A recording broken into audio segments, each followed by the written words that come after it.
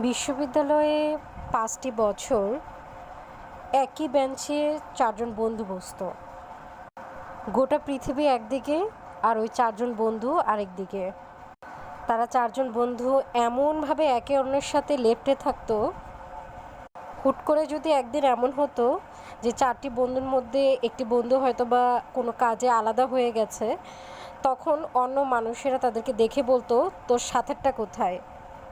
কি গভীর বন্ধুত্ব! এরপর বিশ্ববিদ্যালয় জীবন শেষ হয়। অনেক দিন কেটে যায়, প্রায় কয়েক বছর কেটে যায়। প্রত্যেকের আলাদা আলাদা জীবন হয়, আলাদা আলাদা ক্যারিয়ার, আলাদা সংসার। এখন এমন অবস্থা যে বছরে এক একটা দিন বা দু একটা দিন তারা দেখা করবে, সেই সময়টাও আসলে তাদের হয়ে ওঠে না। কিংবা অনেক কষ্ট করে যখন সময় ম্যানেজ করে সবাই একসাথে দেখা করে, তখন তারা একে অপরের যে সান্নিধ্য সেটা এনজয় করে না। সেই যে বিশ্ববিদ্যালয় জীবনের যে গভীর বন্ধুত্বটা, একে অপরের সাথে লেপ্টে থাকা,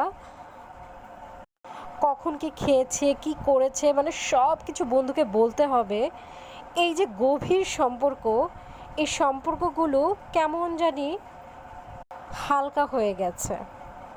এখন যখন তাদের দেখা হয়, তারা একে অপরের সান্নিধ্যটাই পছন্দ করে না। কেন আসলে এমন হয়?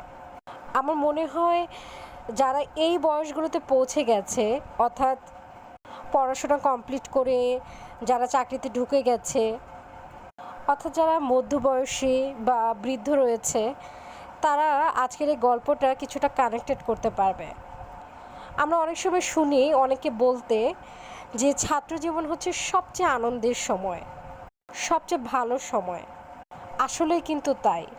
ওই যে স্কুলে বা কলেজে বা বিশ্ববিদ্যালয়ে যে বন্ধুগুলো একসাথে লেপ্টে থাকে, আমরা বেস্ট ফ্রেন্ড বলি, যারা ক্লাসে একসাথে বসে কিংবা হলে বা হোস্টেলে একই রুমে থাকতো, আমার কোনো প্রয়োজন নাই, কিন্তু বন্ধুর কোনো প্রয়োজন হয়েছে, এই কারণে তার সাথে সেই জায়গায় চলে গিয়েছে।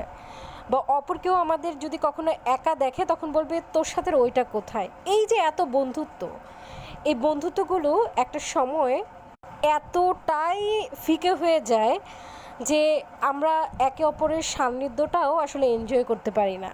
কি নিষ্ঠুর বাস্তবতা, তাই না? এর থেকে নিষ্ঠুর বাস্তবতা কি হতে পারে? এটার কারণ কি জানেন? এটার কারণ হচ্ছে ওই 4টা বন্ধু যতদিন অবধি বিশ্ববিদ্যালয়ে পড়াশোনা করেছে, ততদিন অবধি তাদের চাওয়া পাওয়া চাহিদাগুলো একই রকম ছিল।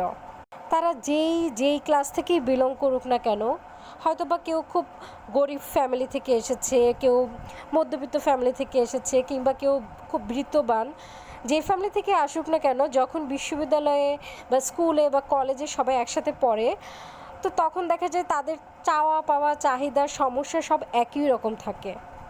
ওই একই রকম সময়ে তাদের ক্লাস শুরু হয়, ক্লাস শেষ হয়, একই টাইমে তাদের পরীক্ষা, অন্যান্য ফ্রেন্ডদের নিয়ে তাদের একই রকম সমস্যা, টিচারদের নিয়ে তাদের একই রকম সমস্যা। অর্থাৎ তাদের কমন ইন্টারেস্ট থাকে, যার কারণে তারা কথা বলতে আসলে একে অপরের সাথে স্বাচ্ছন্দ্য বোধ করতো। কিন্তু যখন পড়াশোনা শেষ হয়ে 4 জন বন্ধু 4টা শহরে চলে যায়, বা 4টা বন্ধু 4 ধরনের জীবনে চলে যায়, 4 বন্ধু 4 ধরনের জবে চলে যায়, তখন আস্তে আস্তে আস্তে আস্তে তাদের জীবনের চাওয়া পাওয়া চাহিদাগুলো বদলাতে থাকে, ভিন্ন হতে থাকে। যারা বিজনেসের স্টুডেন্ট, তারা হয়তো বা মাসলার হায়ারার্কি থিওরি নামে একটি থিওরি আছে, এই থিওরির সম্বন্ধে শুনেছে। মাসলার হায়ারার্কি থিওরি অনুযায়ী একটা মানুষের গোটা জীবনকে সে 5টি ভাগে ভাগ করেছে, যেখানে সে বলেছে যে মানুষের গোটা জীবনে মানুষের হচ্ছে 5 ধরনের চাহিদা থাকে। একদম ইনিশিয়াল স্টেজে হচ্ছে মানুষের ফিজিওলজিক্যাল নিড থাকে, অর্থাৎ ওই মুহূর্তে মানুষের একদম বেসিক নিড, মানুষের খাওয়া পড়া বাসস্থান, একদম যতটুকু না হলেই না, ওই ধরনের নিডগুলো থাকে। এরপরে সেকেন্ড স্টেজে মানুষের থাকে হচ্ছে সেফটি নিড। যখন মানুষের বেসিক নিডগুলো ফুলফিল হয়ে যায়, তখন মানুষ চায় একটু পার্সোনাল সিকিউরিটি, একটু ফিনান্সিয়াল সিকিউরিটি, এই ধরনের সিকিউরিটিগুলো মানে একটু ভালোভাবে থাকতে চায়।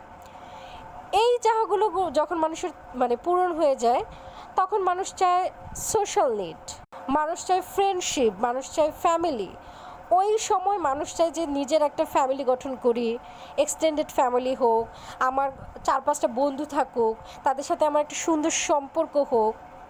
এই সোশ্যাল নিডটা যখন মানুষের পূরণ হয়ে যায়, তখন মানুষের শুরু হয় এস্টিম নিড।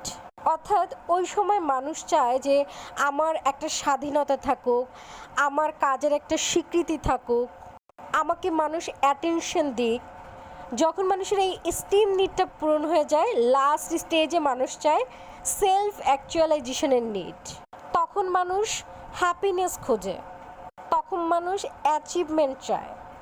এই যে মাসলোর হায়ারার্কি থিওরি, এখানে 5টা নিড আছে মানুষের।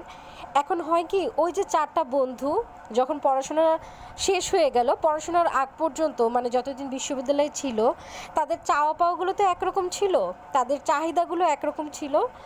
যখন বিশ্ববিদ্যালয় জীবনটা শেষ হয়ে যায়, তারা বাস্তবতার জীবনে যায়, তাদের তাদের মানে চাকরি খুঁজতে থাকে। কারো চাকরি হয়, কারো চাকরি দেরিতে হয়, কারো চাকরি হয় না, তারপরে ফেড আপ হয়ে যায়।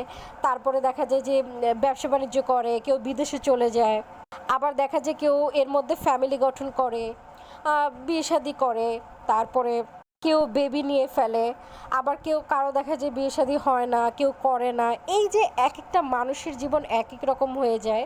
ওই সময় কেউ থাকে আসলে লজিক্যাল নিডে, হ্যাঁ, মানে ফিজিওলজিক্যাল নিডে থাকে কেউ, অর্থাৎ তার বেসিক নিডটাই সে পূরণ করতে পারছে না, হয়তো বা সে চাকরিই খুঁজে পাচ্ছে না, চাকরিই পাচ্ছে না। আবার ওই মোমেন্টেই দেখা যায় তার কোনো কোনো বন্ধু সেলফ অ্যাকচুয়ালাইজেশনের নিডে চলে গেছে, আবার তার কোনো কোনো বন্ধু সেফটি নিডে চলে গেছে। তো যার আসলে বেসিক নিডই ফুলফিল হচ্ছে না, অর্থাৎ ফিজিওলজিক্যাল নিডই ফুলফিল হচ্ছে না, অর্থাৎ সে একটা চাকরিই খুঁজে পাচ্ছেন না, তো তাকে যদি আপনি বলেন আমার বাচ্চাটাকে আমি একটা ভালো ইংলিশ মিডিয়ামের স্কুলে ভর্তি করাতে পারছি না বলে আমি খুব টেনশানে আছি, তাহলে আসলে আপনাদের একে অপরের সান্নিধ্য আপনারা কীভাবে এনজয় করবেন? কারণ আপনার একটা বন্ধু হচ্ছে বেসিক নিড নিয়ে সে হচ্ছে যুদ্ধ করছে, আর একটা বন্ধু গল্প করছে তার বাচ্চাটাকে সে ইংলিশ মিডিয়াম স্কুলে ভর্তি করাতে পারছে না, অর্থাৎ সে আর তার নিডের অনেকটা চাহিদার সে অনেকটাই উপরে উঠে গেছে। আপনার আরেকটা বন্ধু হয়তো বা চিন্তা করছে টাকা পয়সা দিয়ে কি হবে, টাকা পয়সা তো জীবনে অনেক ইনকাম করলাম, অথচ আপনার আরেকটা বন্ধু হয়তো বা চাকরিই পায় নাই, অথবা যেই চাকরিটা পেয়েছে সেই চাকরিটা সে যতটুকু ইনকাম করে সেটা দিয়ে তার সংসারই চলছে না। এই যে দেখুন, মোটামুটি সবার বয়সে এক, কিন্তু জীবনের বাস্তবতায় যখন তারা গেল, তখন আসলে তাদের জীবনের চাহিদা চাওয়া পাওয়া সব চেঞ্জ হয়ে যায়, ভিন্ন হয়ে যায়। কেউ হয়তো বা মাসলোর হায়ারার্কি থিওরি অনুযায়ী ফিজিওলজিক্যাল নিডে আছে, কেউ সেলফ অ্যাকচুয়ালাইজেশনে চলে গেছে, যার কারণে সবার চাহিদাগুলো যেহেতু আলাদা, আর খুব স্বাভাবিকভাবেই যখন মানুষের চাহিদাগুলো আলাদা হয়ে থাকে, তখন মানুষের মনস্তাত্ত্বিক চিন্তাভাবনা, মানুষের মনন, মানুষের যেই মোটিভেশনাল যে স্তরগুলো, এগুলো সবগুলো আলাদা হয়ে যায়, সবগুলো ভিন্ন হয়ে যায়। যিনি ফিজিওলজিক্যাল নিডে আছে, অর্থাৎ যার বেসিক চাহিদাই পূরণ হচ্ছে না, যে একটা চাকরিই খুঁজে পাচ্ছে না, বা তার খাদ্য বস্ত্র বাসস্থানের সংস্থান সে করতে পারছে না, সে আসলে ওই বন্ধুর গল্পের সাথে আসলে কানেক্ট করতে পারবে না। যে বন্ধু বলছে যে আমার চাকরির জায়গায় আমি আসলে ভালো বস পাচ্ছি না, অথবা সেই বন্ধুটা কিন্তু যে মানে এই স্ট্রাগলটা করছে যে আমি আমার চাকরির জায়গায় হ্যাপি না, সেই বন্ধু কিন্তু আবার ওই বন্ধুর মতো মানে কানেক্ট করতে পারবে না। যেই বন্ধু বলছে টাকা পয়সা দিয়ে কী হবে, টাকা পয়সা তো অনেক ইনকাম করেছি, এখন আসলে এগুলো ভালো লাগে না, এখন আসলে আমার একটু শান্তি দরকার, আমি একটু চাই একটু শান্তি পেতে। তার মানে হচ্ছে কেউ কিন্তু কারোর সাথে কানেক্ট করতে পারে না। অর্থাৎ যখন 4টা বন্ধু অনেক বছর পর পর বা বছরে একবার বা দুবার একসাথে মিলিত হচ্ছে, তখন আসলে প্রত্যেকের চাহিদাগুলো আলাদা হয়ে গেছে, প্রত্যেকের চিন্তাভাবনা আলাদা হয়ে গেছে, প্রত্যেকের মোটিভেশনাল যে স্তরগুলো, এই স্তরগুলো আলাদা হয়ে গেছে, যার কারণে কেউ কারোর সাথে কানেক্ট করতে পারে না, যার ফলে তাদের যে আত্মিক যেই আগের যে মিলটা, সেই মিলটা তারা আর আগের মতো খুঁজে পায় না।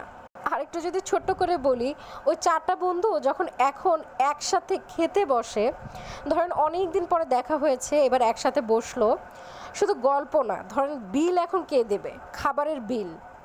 যেই বন্ধুটা সেলফ অ্যাকচুয়ালাইজেশনের মানে ওই স্তরে চলে গেছে যার কাছে মনে হয় যে এই মুহূর্তে আমার পিচ দরকার, আমি একটু সমাজের জন্য কিছু করতে চাই, আমি নিজের জন্য তো অনেক করেছি বা নিজের জন্য আসলে এত টাকা পয়সা দিয়ে কী হবে, সে হয়তো বা চায় ওই মুহূর্তে খুব ভালো ভালো খাবার অর্ডার দিতে, সবচেয়ে বেস্ট খাবার কোনটা আছে, কোন খাবারটা বেশি মজা। ওই 4টা বন্ধু যখন একসাথে বসেছে সে চায় সবচেয়ে মজার খাবারটা বা সবচেয়ে ভালো খাবারটা অর্ডার দিতে। আর যেই বন্ধুটা সেফটি নিডের স্তরে আছে সে হয়তো বা চিন্তা করে আচ্ছা ঠিক আছে, মানে আজকের দিনে ঠিক আছে সব বন্ধুরা এসেছি খাবো, কিন্তু খুব বেশি টাকা খরচ করা যাবে না, কারণ আমার মানে টাকার হিসাবটা তো লিমিটেড, আমি তো মাসে একটা নির্দিষ্ট ইনকাম করি, তাই বেশি খরচ করা যাবে না। আর যে বন্ধুটার এখনও চাকরিই পায় নাই সে চিন্তা করে মানে লজ্জা পায়, সে বলে না আজকে খাবো না, মানে বিভিন্ন রকম বাহানা দিতে থাকে। যেমন ধরেন আজকে শরীরটা ভালো লাগছে না, আমি এটা খাবো না, বা আজকে খেতে ইচ্ছা করছে না, এই ধরনের বিভিন্ন বাহানা। আসলে সে চায় না, কারণ সে যেহেতু তার পকেটে টাকা নাই, সেহেতু আসলে সে চায় না যে একটা দামি খাবার অর্ডার করবে, কি আবার সে তো আসলে বিলটা সেভাবে দিতে পারবে না, বা বিলটা দিয়ে ফেললে আসলে হয়তো বা তার রাতের খাবারটা তো আজকে হবে না।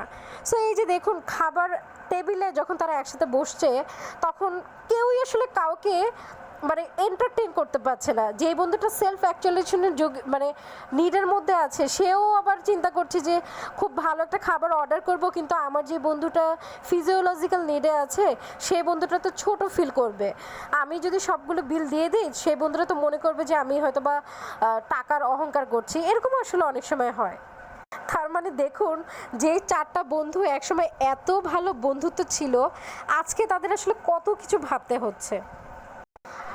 এমন সিচুয়েশন হয় বয়সের সাথে সাথে যে তারা একজন অপরজনকে মানে মন খুলে কথাও বলতে পারছে না যে আমি এই কথাটা বলবো আমার বন্ধুটা কি মনে করবে, কারণ ওই যে তাদের আসলে জীবন আসলে তাদেরকে এমন পর্যায়ে নিয়ে যায়, এক একজনকে সবার চাহিদাগুলো সবার চিন্তাভাবনা এমন পর্যায়ে চলে যায়, এখনও সে আগের মতো মন খুলে কথা বলা যায় না। কে কী মনে করবে, আমার বন্ধুটা কি ভাববে, সম্পর্কটা যদি আবার নষ্ট হয়ে যায়, বা আমার বন্ধুটা যদি ভাবে আমি অহংকারী হয়ে গেছি, বা মানে এই রকম কারণে সেই ওই যে বিশ্ববিদ্যালয় জীবন পর্যন্ত বা স্কুল বা কলেজ পর্যন্ত যে ওই যে সুন্দর একটা বন্ধুত্ব, ওই বন্ধুত্বটা না আস্তে আস্তে আস্তে আস্তে নষ্ট হয়ে যায়। একটা কঠিন বাস্তবতা কি জানেন, আপনার যত বয়স বাড়বে তত পৃথিবী কতটা নিষ্ঠুর সেটা আপনি দেখতে পাবেন। তবে হ্যাঁ, সবার বন্ধুত্বই যে নষ্ট হয়ে যায় ব্যাপারটা এরকম না, সেই বন্ধুত্বগুলো টিকে থাকে। যা যা মানে বাস্তবতা হচ্ছে, মানে একদম কঠিন বাস্তবতা হচ্ছে ওই বন্ধুত্বগুলোই টিকে যেই বন্ধুগুলোর মোটামুটি এই যে মাসলোর হায়ারার্কি নিডগুলো অনুযায়ী মোটামুটি যাদের নিডগুলো একই রকম থাকে, মোটামুটি যারা একই স্তরে থাকে, একই ধরনের চাকরি বাকরি করে বা একই ধরনের সমস্যায় জর্জরিত থাকে, তাদের মোটামুটি সম্পর্কগুলো মোটামুটি একই রকম থাকে। তো সাধারণত আমার ভিডিওতে কিন্তু আমার এই চ্যানেলের ভিডিওতে কিন্তু আমি কখনোই বলি না যে লাইক করেন, কমেন্ট করেন বা সাবস্ক্রাইব করেন, এগুলো আমি বলি না। তো আজকে কিন্তু আমি বলবো যে আজকে আমার এই ফুল ভিডিওটা যারা দেখেছেন তাদের মধ্যে যাদের পড়াশোনার জীবনটা কমপ্লিট হয়ে গেছে, অর্থাৎ যারা কর্মজীবনে আছেন, তাদের এখনও কি কেউ এমন আছেন যাদের বন্ধুত্বটা এখনও টিকে আছে, এরকম যদি কেউ থাকে তাহলে আমাদের কমেন্ট করে জানাবেন, আমরা সবাই ইন্সপায়ার্ড হব।